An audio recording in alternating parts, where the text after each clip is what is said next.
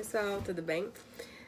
Eu tô gravando esse vídeo hoje para falar um pouquinho sobre prevenção de violência sexual dentro de instituições e falar um pouquinho para vocês sobre o perfil de crianças que infelizmente são vítimas de abuso e acabam indo morar em algumas instituições aqui no Brasil. Esse vídeo foi desenvolvido a pedido de uma psicóloga que me procurou com algumas dúvidas e eu achei relevante partilhar alguns outros conhecimentos com vocês sobre esse tema. Eu confesso a vocês que eu até fiz uma aulinha bonitinha em slide, mas por algum motivo meu computador não tá gravando, então eu tô gravando aqui pelo celular, tá bom? Mas eu tô mandando uma aulinha em PDF pra ela, para que ela possa compartilhar com vocês, né? Eu tinha iniciado a aula usando um texto que eu acho muito importante e um dos principais motivos pelo que me fazem trabalhar com a infância. É entender que é na infância que as crianças elas absorvem o mundo à sua volta. E é por essas experiências que elas vão compreender o mundo e compreender a si mesmas. E isso é muito importante quando a gente fala de crianças que foram vítimas de algum tipo de maus tratos, que foram vítimas de algum tipo de violência sexual na infância, porque infelizmente isso deixa uma marca muito profunda.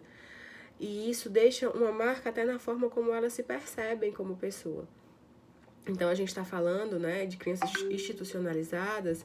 Em geral, são crianças que passaram por múltiplas violências. É muito pouco provável que uma criança venha a ser institucionalizada por apenas um tipo de violência. Então, a gente está falando aí de um emaranhado de violências, de condições muito precárias de vida, o que fazem com que essas crianças se tornem muito carentes e necessitadas de cuidados, e principalmente de cuidados profissionais.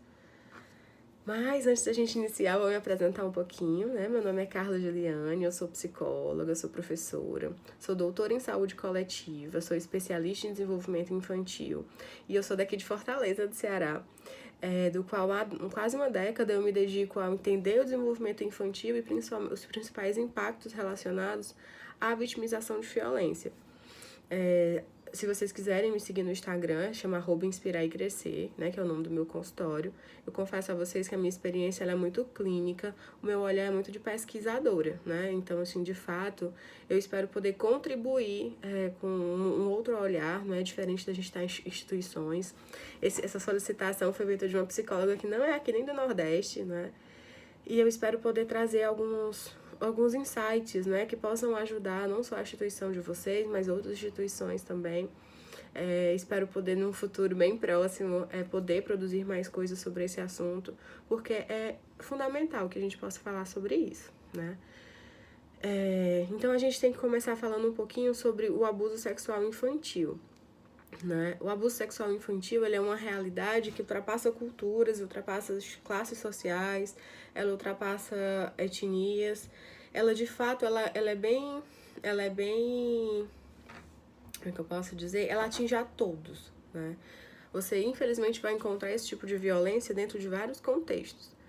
No entanto, em contextos em que os maus tratos infantis eles são mais preponderantes, infelizmente ele acaba sendo maioria.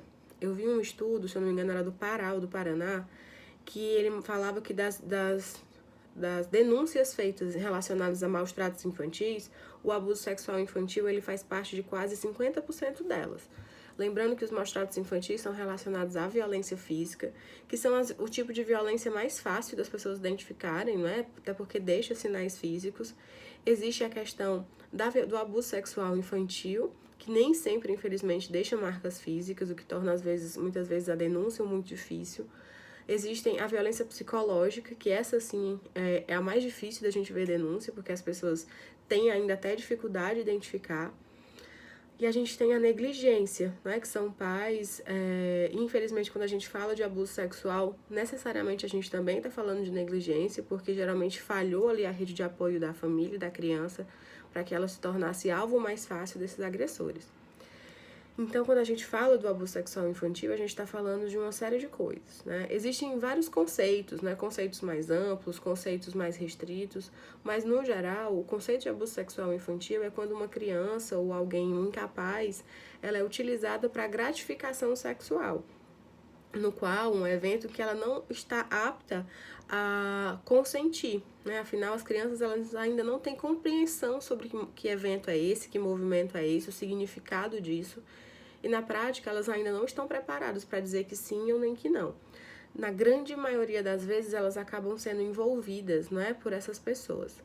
Então, o abuso sexual, ele pode ou não ter contato físico, que a gente vê hoje, né, com a questão da ascensão das redes sociais, da facilidade de celulares, é muitas crianças expostas à violência sexual. A violência sexual, ela também, ela existe no formato de pedofilia, quando é o... Desculpa, pedofilia não. Ela existe também no formato de incesto, que é quando é algum parente próximo, que infelizmente é a maioria dos casos. Ela existe também no formato de exploração sexual, no qual essas crianças são utilizadas para fins financeiros. Elas são utilizadas também acontece em crianças institucionalizadas, como é o caso de vocês, que são crianças que vivem em instituições e acabam sendo vítimas de violência sexual, muitas vezes até por parte de outras crianças ou outros adolescentes. Casos como esse, a gente não considera que é um abuso sexual. Para se configurar em abuso sexual, o agressor ele precisa ser maior de idade, né? Precisa ser um adulto. Casos em que são outras crianças de idades semelhantes ou adolescentes, que no caso é o mais comum, né, um adolescente abusar de uma criança, a gente está falando aí de um tipo de violência sexual na infância. Inclusive foi o tema do meu mestrado, depois eu posso mandar meu trabalho para vocês. Eu tenho uma aula que está no YouTube, que eu já até mandei, que a gente fala melhor sobre esses casos, né? Inclusive nessa aula eu nem falo sobre violência institucional, foi uma falha aí que eu preciso corrigir nos próximos anos. E aí a gente fala melhor sobre isso, especifica cada um. Acho que vale a pena vocês darem uma passadinha lá. Em geral, o abuso sexual infantil, ele vai deixar sequelas a curto, a médio e a longo prazo. E geralmente as sequelas a curto prazo, elas vão estar relacionadas a coisas do cotidiano, né? Falas diferenciadas, alguns comportamentos que a criança não tinha. De fato, a criança leva um bom tempo para perceber que aquela violência que ela está sofrendo, de fato, é uma violência. Eu preciso lembrar para vocês que as características dos abusadores, em geral, são pessoas que têm a confiança da família e que têm a confiança da criança. A criança, ela é envolvida. A criança, ela não fica perto muito tempo de alguém que ela não se sente confortável. Então, geralmente, os agressores sexuais são aquelas pessoas acima de qualquer suspeita. É aquela pessoa em que o pai, a mãe, o responsável se sente confiante em deixar aquela criança por um bom tempo. Geralmente são pessoas envolventes, carinhosas, atenciosas, o que faz com que a criança apresente um relacionamento muito... Como é que eu posso dizer? Apresente um vínculo muito diferente com essa pessoa. E essa pessoa, em geral, ela vai fazendo abusos devagar, né? Ela vai primeiro testando se a criança vai contar ou não. Na minha aula, que eu falei mais especificamente de abuso sexual, a gente relata isso com mais profundidade. Eu acho que vale a pena também vocês darem uma olhadinha. Então, em geral, esses são os agressores, são familiares, pessoas muito próximas, mas em especial, pessoas que exercem poder sobre a criança. Nessa aula eu até falo que quando a gente fala de violência, qualquer que seja, a gente está falando de uma relação de poder. Então, Carla, eu vou ver crianças que foram vítimas de abuso sexual reproduzindo esse abuso sexual com outras crianças na instituição? Vai, né? Exatamente porque aquela criança que está muito machucada, aquela criança que foi muito maltratada pela vida, ela acaba dentro de um processo de institucionalização, né? Que em geral a criança ela perde um pouco as suas características, que a criança vai perdendo algumas referências familiares, ela tem uma maior necessidade de se sentir importante, se sentir empoderada. Então pode acontecer sim de algumas crianças e adolescentes que foram vítimas de abuso acabarem reproduzindo esse movimento.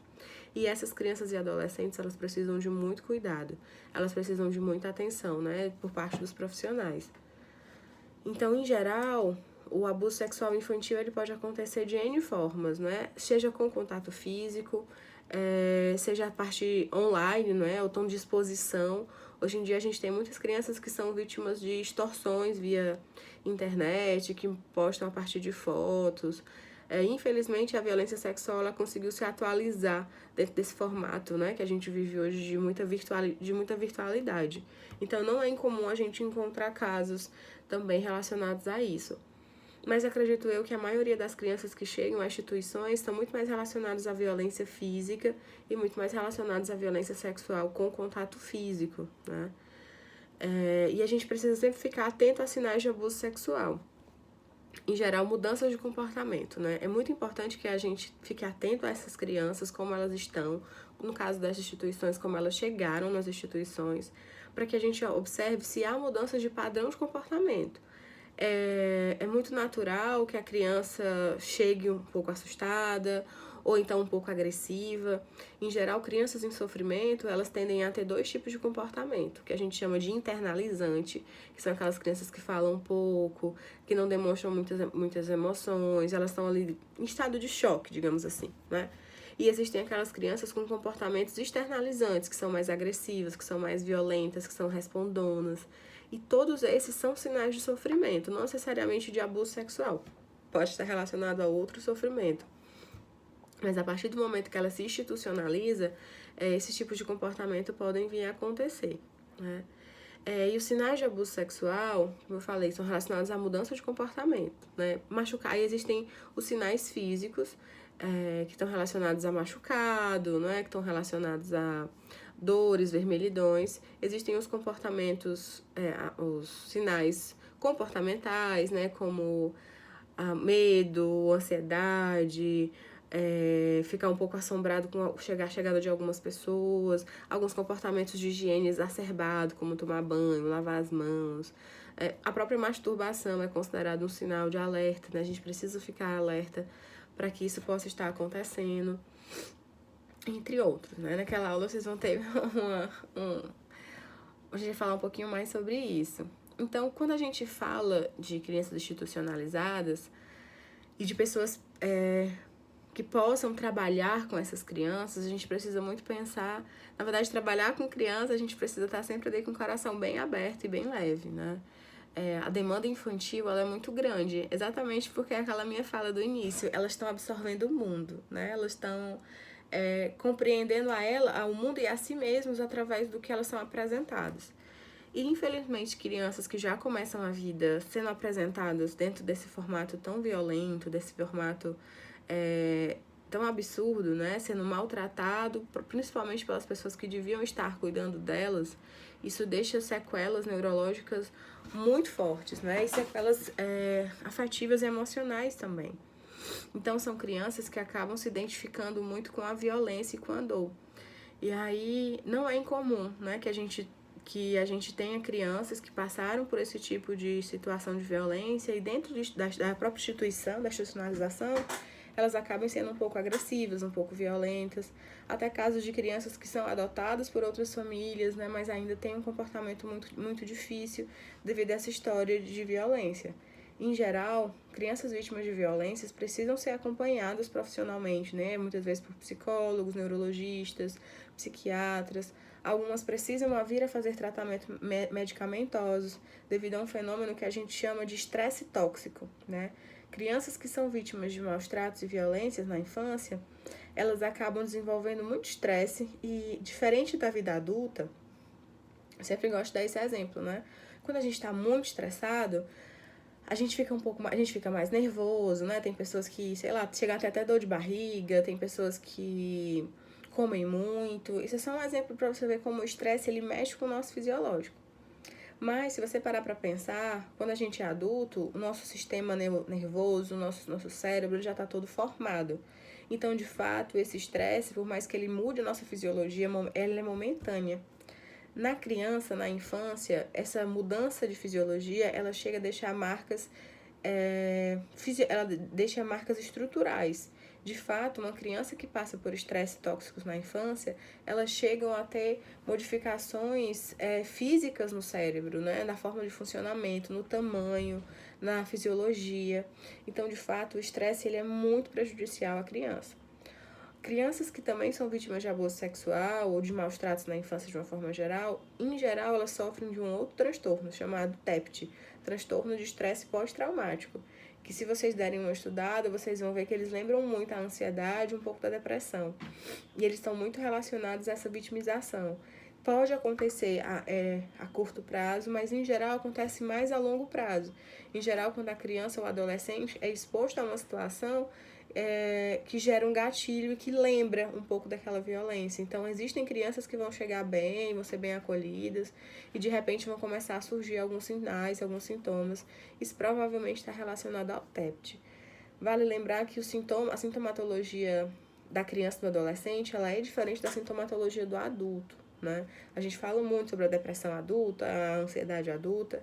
Já os sintomas da depressão e da ansiedade infantil são um pouco diferentes e quem trabalha com isso precisa ficar atento. Se eu não me engano, naquela aula também eu falo um pouquinho sobre isso, né? Sobre alguns sinais e alguns sintomas que são mais próprios de criança. E, Carlos, como é que eu vou fazer para ajudar essas crianças, né? Então, assim, em geral, em casos mais graves, é fazer um encaminhamento para um profissional qualificado, né? No caso, o CRAS, aqui em Fortaleza a gente tem o CRAS e o CREAS, né?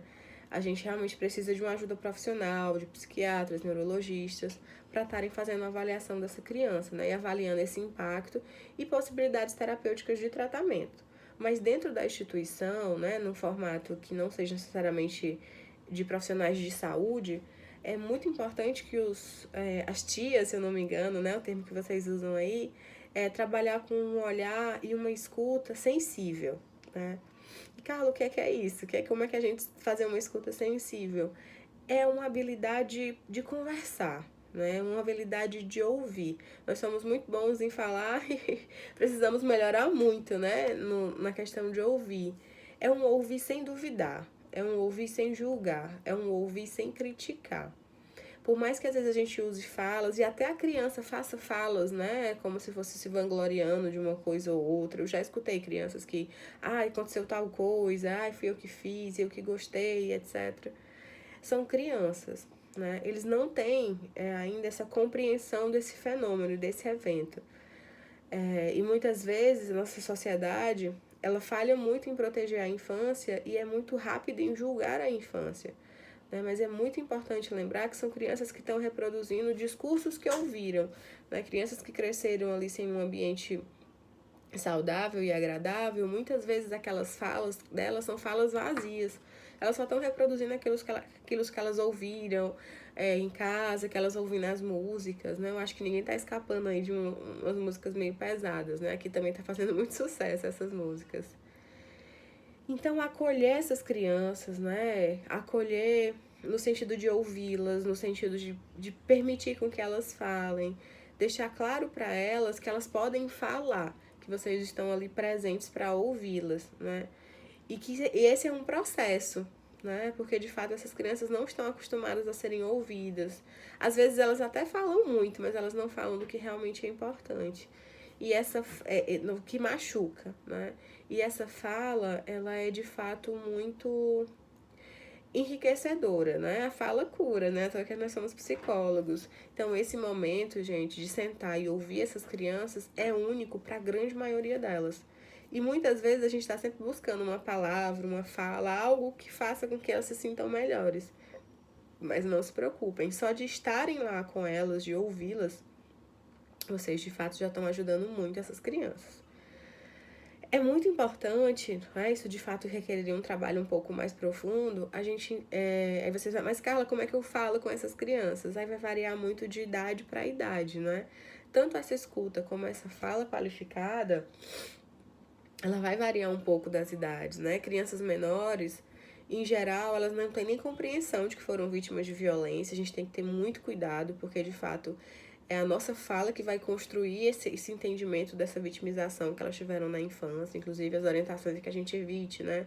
Determinadas falas, como foi abusado, foi violentado, falar com um pouco mais de cuidado, né? Tentar ajudá-las e esperar com que elas tragam pra gente, né, como profissional, essa demanda. Às vezes a gente sabe que a criança foi vítima e tá todas as sessões esperando que ela vá trazer esse assunto, e às vezes é sendo o tempo dela, não é no nosso tempo.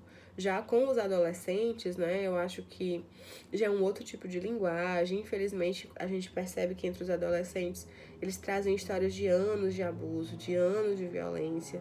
De fato, eles nem têm compreensão, né? Muitos se sentem culpados. Esse sentimento de culpa, ele é muito comum em vítimas de violência sexual. Naquela aula eu explico por que essa violência ela é tão perversa e por que muitas vezes a vítima carrega, né, esse sentimento. Um outro trabalho importantíssimo para a gente fazer com crianças vítimas de violência sexual e até com crianças que estão institucionalizadas e que precisam se proteger de uma violência, são habilidades sociais para elas se autoprotegerem. Eu estou mandando um capítulo que eu escrevi de habilidades sociais para prevenção de abuso sexual infantil. É um capítulo muito legal, muito esclarecedor, muito explicativo. Eu até mandei o jogo que a gente cita no capítulo esqueci o nome dela, né? Para a psicóloga que me solicitou essa fala. Vocês podem jogar com as crianças, vocês podem conhecer o jogo e jogarem, porque a gente fala de assuntos de violência, sobre sexualidade, que às vezes a gente fica meio constrangido em falar, não sabe como falar para criança. Esse jogo foi adaptado para crianças acima de 7 anos, né? Então também tem uma linguagem bacana para adolescência. Uma outra coisa importante é a gente validar o que a criança fala, né? E no caso, sempre quando elas relatarem o ocorrido, buscar ajuda, né? No caso, até fazer a denúncia, né? E a gente pode trabalhar também a questão da prevenção do abuso sexual infantil a partir de leituras, de contação de história, né? Eu também indiquei alguns livros, indiquei historinhas que até no YouTube ele já tem os livrinhos prontos, né? Alguém fazendo a leitura, vocês podem passar o vídeo desse livro. Então tá sempre falando com as crianças sobre como se proteger, sobre o que é esse tipo de abuso, porque infelizmente nenhuma criança tá, digamos assim, 100% salva disso, né? E a educação sexual, né? Fica aí a minha sugestão para se fazer um evento, né? Que fale sobre educação sexual com crianças, como se falar com as crianças sobre esse assunto, porque educar nossas crianças e adolescentes sobre os seus direitos e assegurar ações preventivas contra o abuso sexual, com estímulos ao entendimento de mecanismos de autodefesa, de autoestima, empoderamento, conscientização e valorização da vida, é essencial.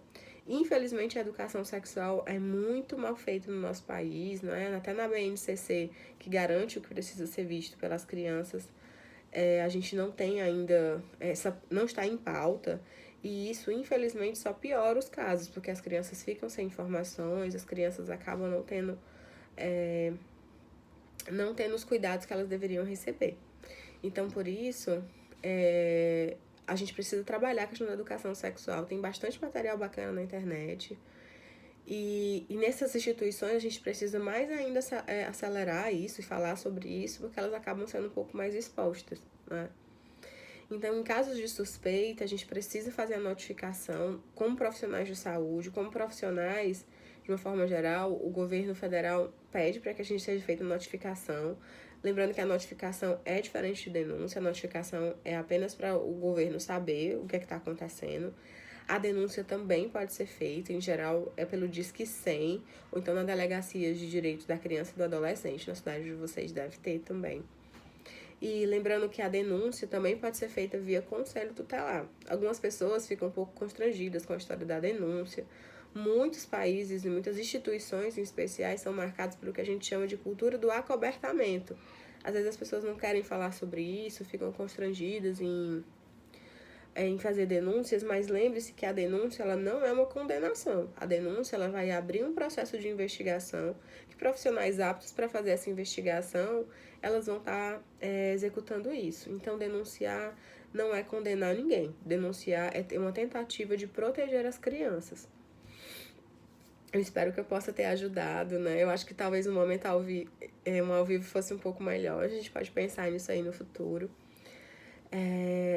Leiam o material, façam as leituras, assistam os outros vídeos, que depois eu vou marcar da gente ter um momentinho aí presencial pra gente conversar, tá bom? Espero que eu tenha ajudado, foi um prazer falar com vocês e até mais.